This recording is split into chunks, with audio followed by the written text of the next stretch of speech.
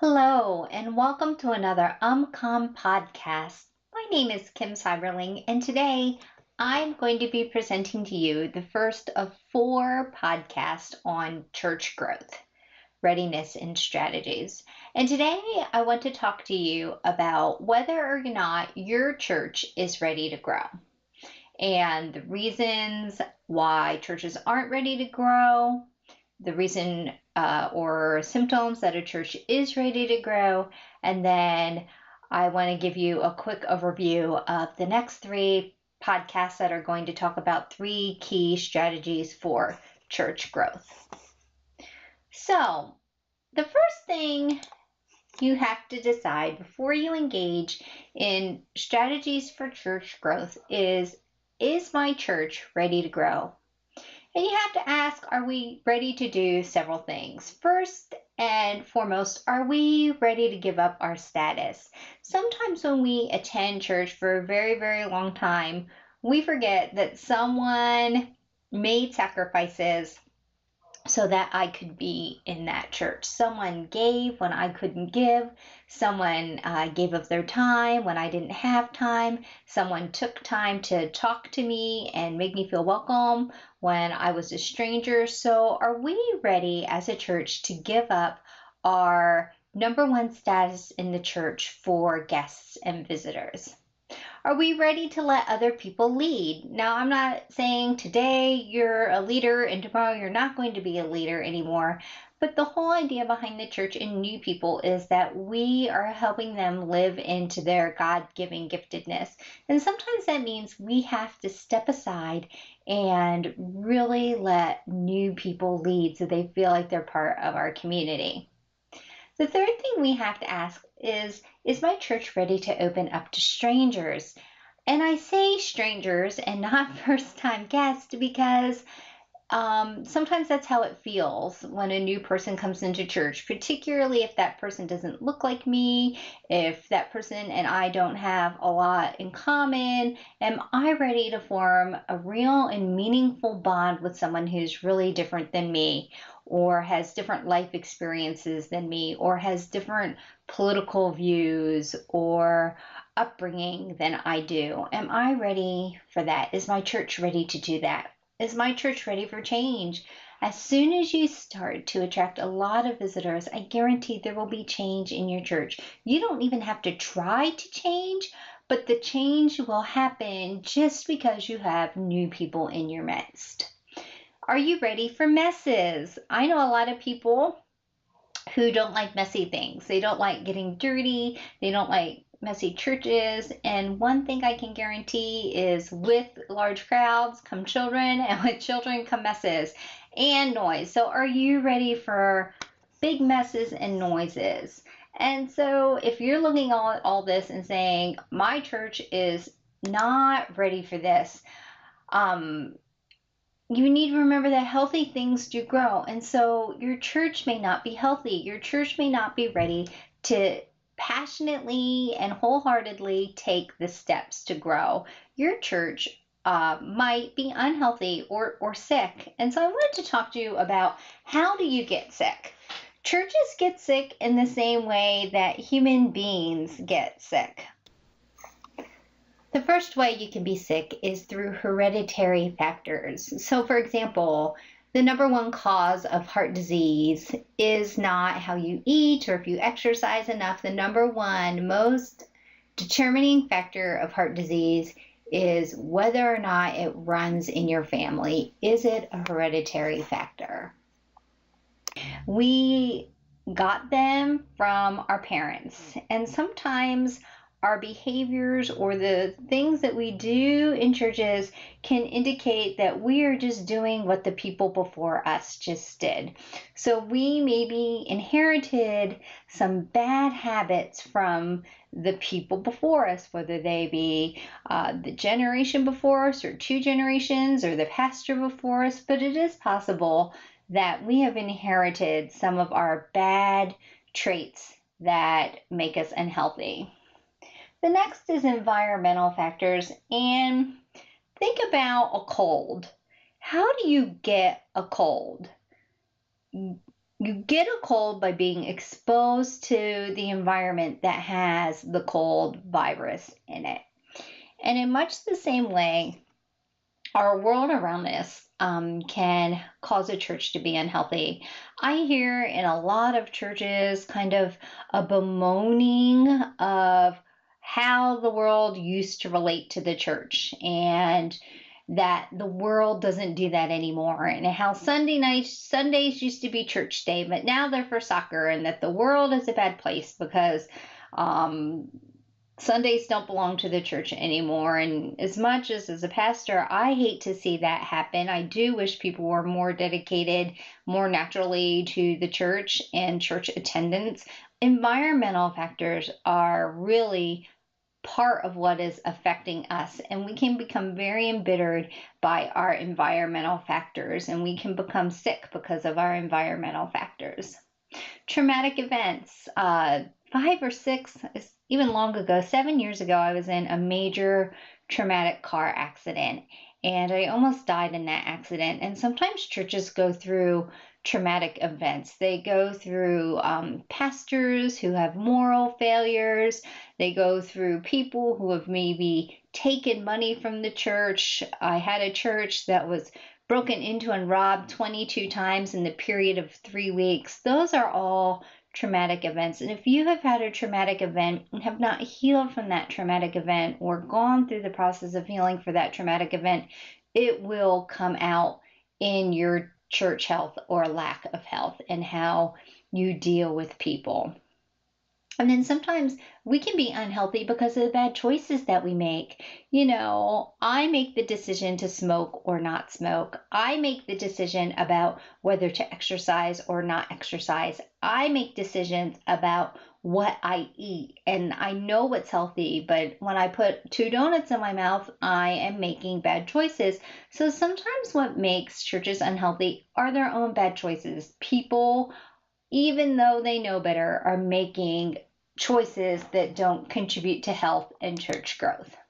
I want to talk about small and mid-sized churches. And I find a lot of small and mid-sized churches that are healthy, but they don't realize they're healthy because they're suffering from what I call low church self-esteem, meaning that because they're not a big church, because they're not a mega church, they think they're not healthy.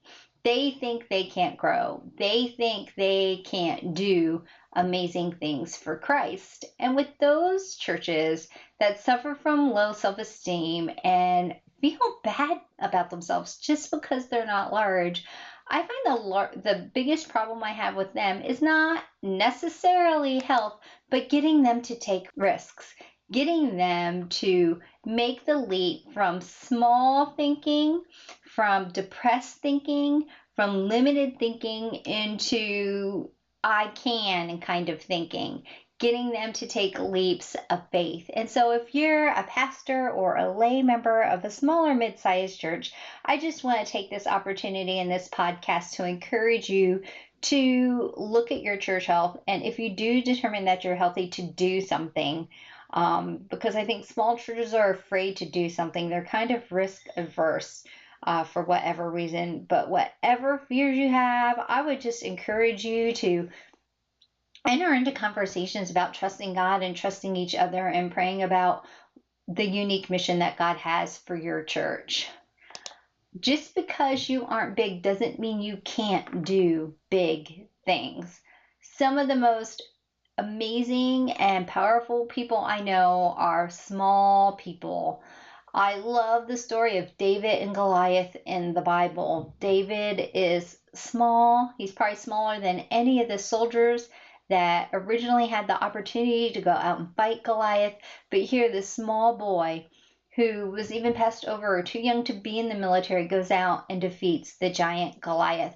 Not necessarily because one of the other men couldn't do it, but because God called David to do a big thing for him. And so I would really encourage any small and mid-sized churches out there listening to this to take heart and really, really consider trying some of the things that I'll be recommending in the next couple of podcast.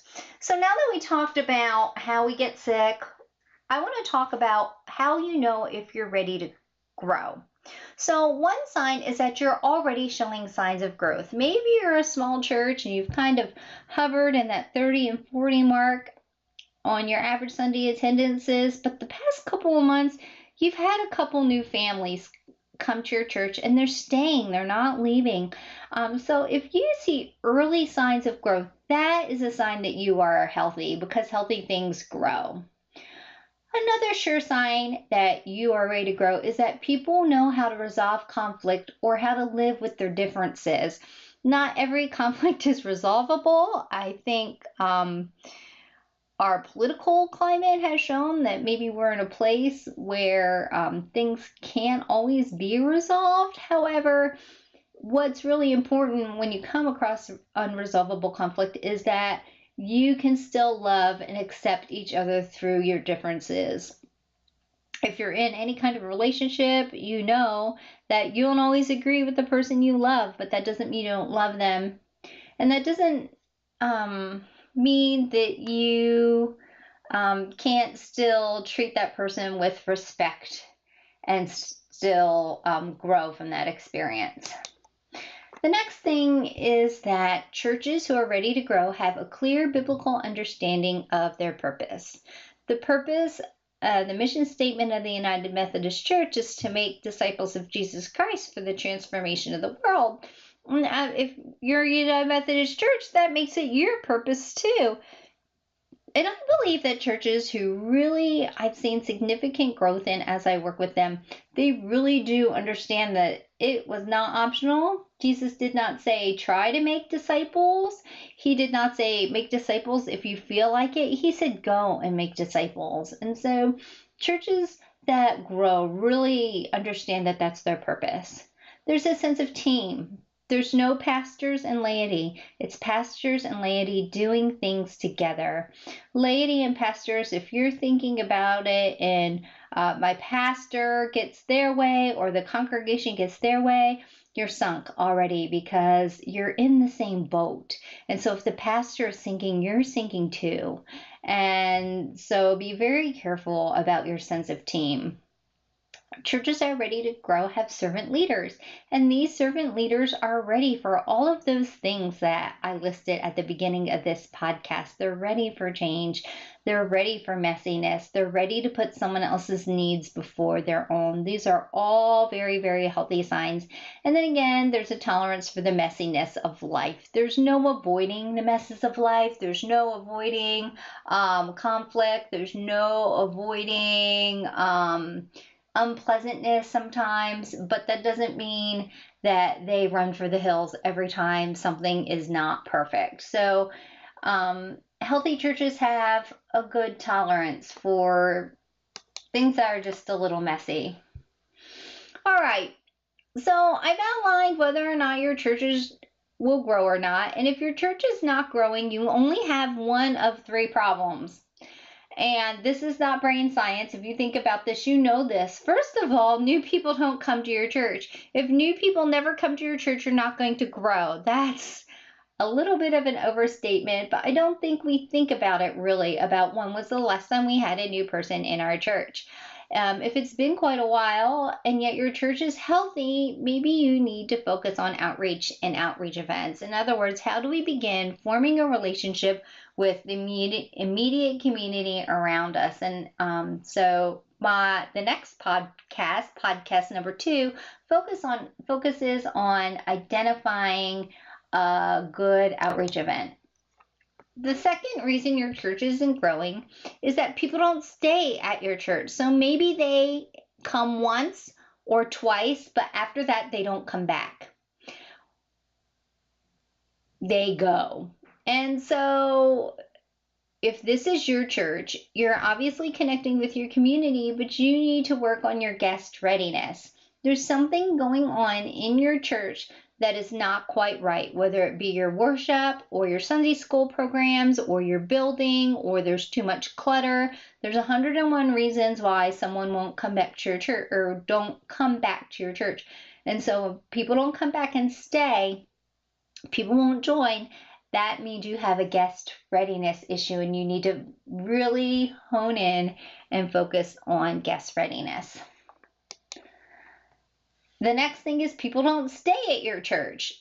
This means that people may come to your church for long periods of time, months and months. They may even join your church, but after a 6 to 1 year period, they leave. And this is very painful for pastors because I think we have a mindset, or church people have a mindset, that once you join your church, you've joined for life and we don't have to worry about you anymore. And that is not necessarily true. If you have a mass entrance and then a mass exodus of those same people, you need to work on assimilating those people into your congregation. So if you have a dysfunctional church, I want you to work on your church health. I don't want you to worry about whether new people come to your church, whether they're staying at your church, whether they're assimilating with your church. I want you to work on your health because most people won't return and stay if your congregation is unhealthy. It does not take a genius to figure out when you're in a dysfunctional environment. And in the same vein, when people walk into dysfunctional churches where the people are unhappy, where they're not functioning properly, it does show. And so rather than taking someone who's perhaps vulnerable, who's questioning, who's seeking God, and bringing them into a dysfunctional environment, work on your church health. The thing about church growth is that we think that church growth just happens. And there was a point in time where church growth did happen and it was a fertile ground. But that's not the case anymore. The case is that church growth feels more like a singular plant growing in the desert, searching for water. And so I want to remind you that what we're talking about isn't easy. What we're talking about isn't meant to be taken lightly. It's a lot of work. It's a lot of commitment from the pastor, the staff, and the lay people of a church. And it's a lot of dependency on God to provide as we try new things and fail at new things and maybe even succeed at new things too. I want to remind you that there is no shame in realizing that sometimes you need to grow deep before you can grow wide. Every pastor, every church I've ever talked to says, we want to grow, we want to grow. And every church does need to grow, but some of you need to grow deeper and more spiritual in your faith before you're ready to minister to unchurched people. And there's no shame in that. As a matter of fact, Jesus talked about a parable, and it was a parable about a farmer, and one person sows the wheat, one person waters the wheat and grows the wheat, and one person harvests the wheat. And I think as churches, we all want to be the harvesters. We all want to be the one to bring in the grain. We all want to be the one to have the glory and the attention of bringing in this huge harvest. And I think as a pastor for a while, I really struggled with that I wanted to be the harvesting pastor. But that's not how God made us all. That's not how God equipped us all. God made some of us waterers. God made some of us planters. And there's nothing wrong with being the person who plants the field. You are no less important than the person who brings in the harvest. There's nothing wrong with the person who waters the field. We are no less important than the person who brings in the harvest. And the person who brings in the harvest has to be really humble and confess that I could not bring in this harvest without the person who has planted before me or without the person who has watered before me. And of course, we all recognize that no growth happens, whether it be seed or animals or children or churches, without the mercy of Jesus Christ, that God is the creator and the provider of all things. So try not to get so hung up on Well, my church isn't growing right now. If you really are focusing on getting your congregation healthy so that it can grow in the future, that is just as noble. I challenge you, pastors, if you're out there and you're tearing up right now, just to pick up your phone and call your district superintendent and say, I've been really praying about this, and I'm convinced that our church needs to enter a time of spiritual growth. We need to grow deep before we go wide. And I would say every district superintendent that I've never known, any district superintendent that I've ever interacted with, is going to just appreciate that kind of candor. They're going to appreciate your ability to identify that. And they're going to appreciate your ability to say, I want to take my church through this season. And so, I mean, just communicating with our leadership that that's where our church is and that's what we are going to focus on can be a really healthy and freeing thing for pastors and congregations. This comes to the end of our first podcast. My name is, again, Kim Seiberling, and you can reach me at kim@brokensheep.com if you have any questions. I hope you tune in to my next 3 podcasts where I cover outreach events, church readiness, and church connection programs. Have a good day, and I'll see you at the next podcast. Thank you so much for listening in.